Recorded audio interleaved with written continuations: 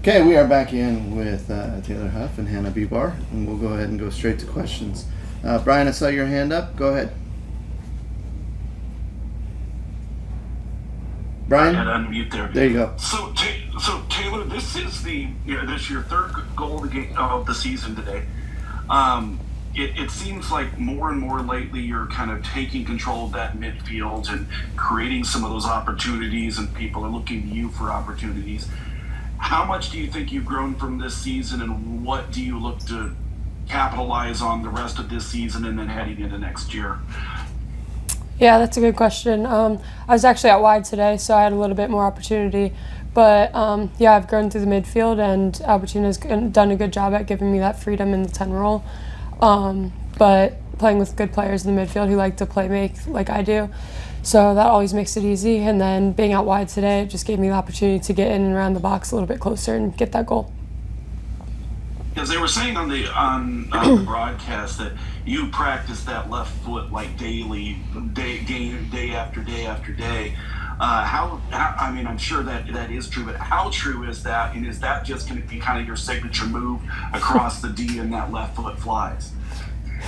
Yeah, I mean, it's hard to do practice every single day and practice those finishes, but I know in the off season is when I practice those the most. And yeah, I do like to be on my left foot and bend it around, and I feel like I have more control of that on my left foot. So it was definitely a signature goal. And then for both of you there, today unfortunately marks an elimination from the playoffs. But what do you take from the growth this season and where this team is heading, long term into the future? Yeah, I think this team has fought every single game. And one thing you'll never question is how much effort and hard work we put into trainings and games. So I think that's something we're going to continue to build on and rely on going into next season. And we're only going to grow in terms of our soccer on the field, our chemistry, our tactical and technical awareness. But I think we have that grit and we have that character, and it's just now getting some of the soccer pieces right for next year. All right. Thank you. Thanks, Brian. We'll go next to Paula. Good evening, guys. This is for Taylor. Regardless of the result, you created momentum for your team. What was the communication after the first half? Thank you so much. And I do have a follow-up. Thanks.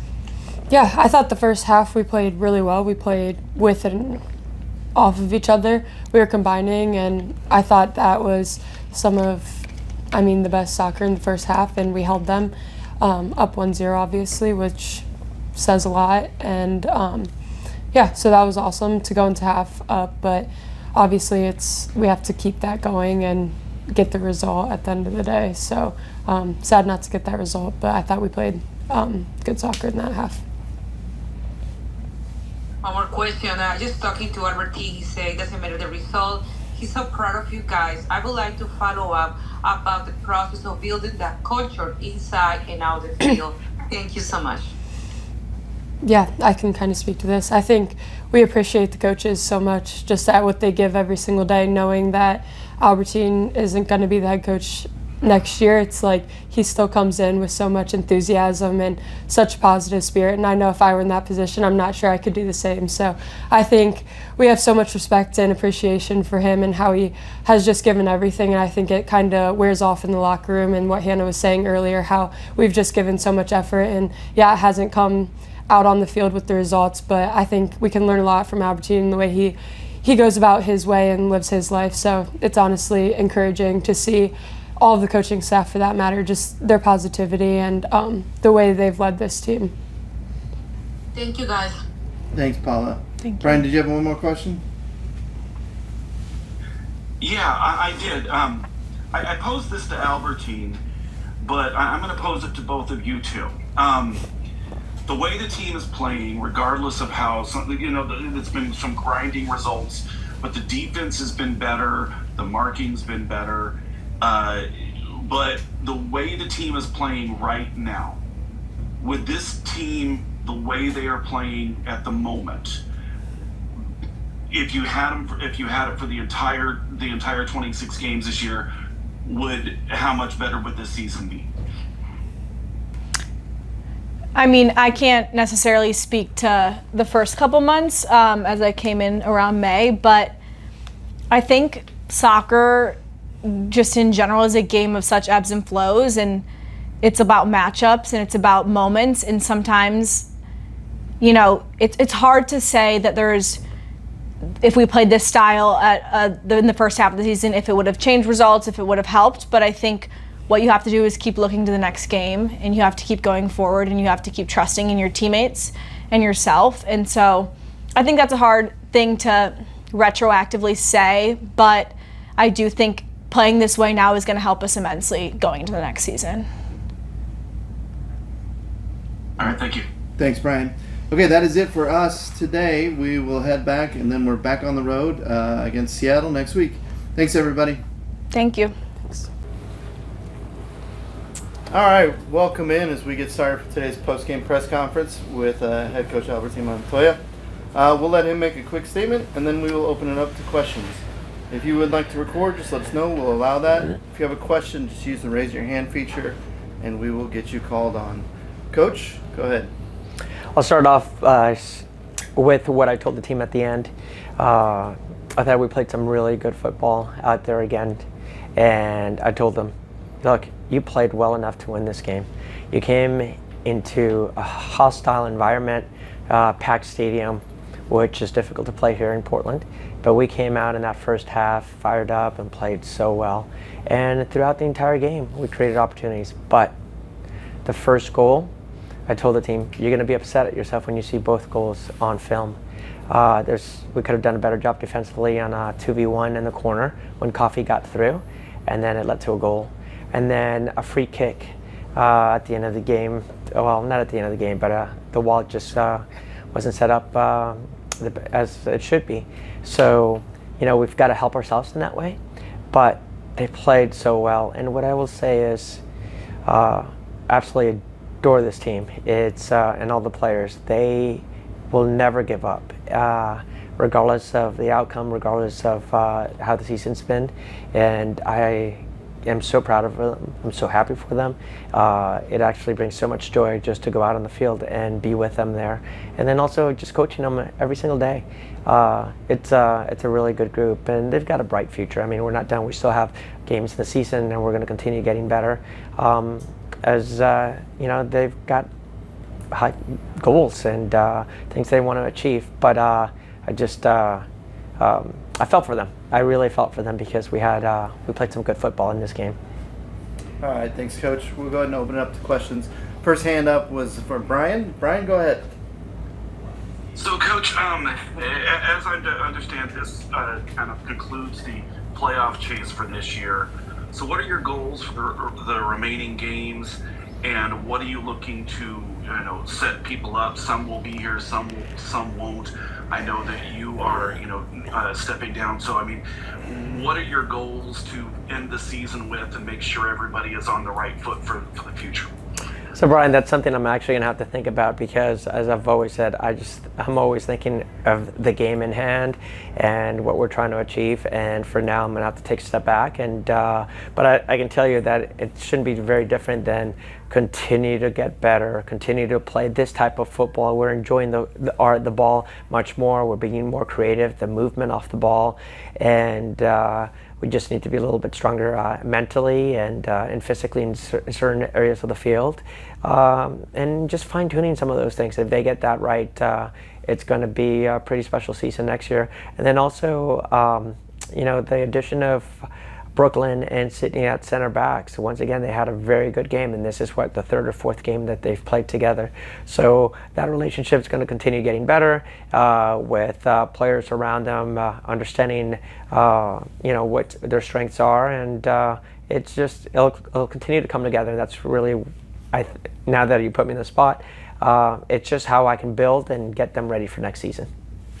And I guess to follow up that, the way the team is playing right now, although some of the results have been there, some of them haven't. With Penelope getting back, I know Rudy's off for international, I believe, right? Is that right? But the way the team is playing right now, and how different would this season be if you could have this team for the entire 34 games?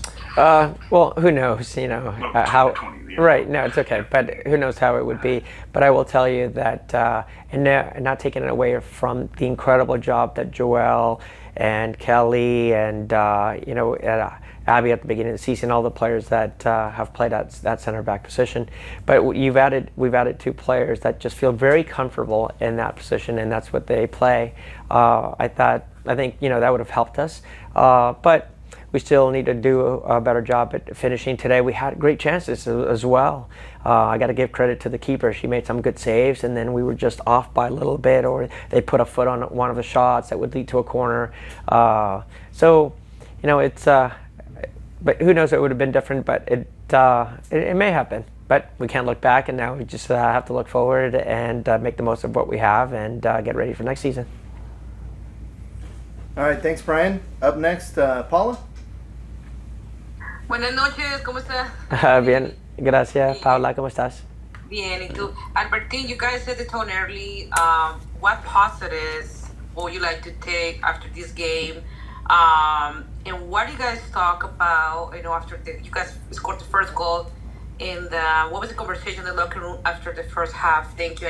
I do have a follow-up. Thank you so much. Gracias. No, yeah, but as you said, we started very positive. We were playing, I thought, maybe some of the best football we've played this season, and our movement, our midfield was brave, getting on the ball. It's obviously a good field here and a good surface, which allows us to play the type of football we want to play.